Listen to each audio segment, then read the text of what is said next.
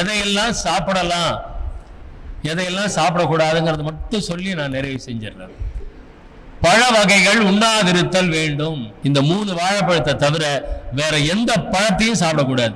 அதுதான் தேகத்தை நீடிப்பதற்கு, மரணமில்லா பெருவாழ்வு வாழணும்னு ஆசைப்பட்டா இதை செய்யுங்க. இருக்கிற வரைக்கும் நான் நல்லா இருந்துட்டு போறேன் அப்படின்னா எப்படியாவது இருந்துக்கலாம். அடுத்தது கிழங்கு வகைகள் உண்ணாதிருத்தல் வேண்டும். உருளைக்கிழங்கு, கருணை கிழங்குன்னு அந்த சேனக்கிழங்கு இவ்வளவு பெருசு வருது, அதுக்கு பேரு சேனக்கிழங்கு. கருணை கிழங்குன்னா பிடிக்கரணை. அந்த பிடிக்கரணை மாத்திரம் கொள்ளுதல் கூடும். அதை கூட ரெகுலரா சாப்பிடணும்னு அவசியம் இல்லை.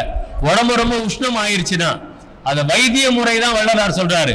பிடிக்கரணை வைத்திய முறையில உடம்பு ரொம்ப உஷ்ணம் ஆயிடுச்சு அப்படின்னா அந்த பிடிக்கரணையை சமைச்சு சாப்பிடலாம் ஒழிய வேறு எந்த கிழங்கும் சாப்பிடக்கூடாது. கிழங்கு சாப்பிடலாம்னா அடுத்தது சிப்ஸ் சாப்பிடலாமான்னு கேட்க கூடாது. கிழங்குல தான் சிப்ஸ் வருது, அதையும் சாப்பிடக்கூடாது. அந்த கிழங்குல இருந்து வரக்கூடியது எதையுமே நம்ம சாப்பிடக்கூடாது.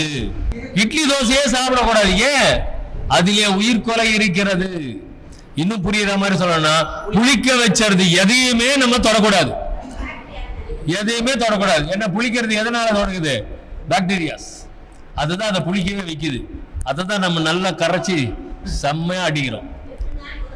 அப்ப அது எல்லாமே உயிர்கொலைக்கு, அது எல்லாமே உயிர்கொலை தான்.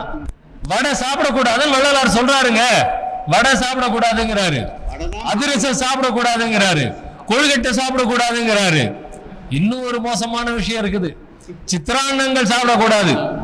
தேங்காய் சாதம், புளி சாதம், எலுமிச்சம்பழம் சாதம், தயிர் சாதம் சாப்பிடக்கூடாதுங்கிறாரு.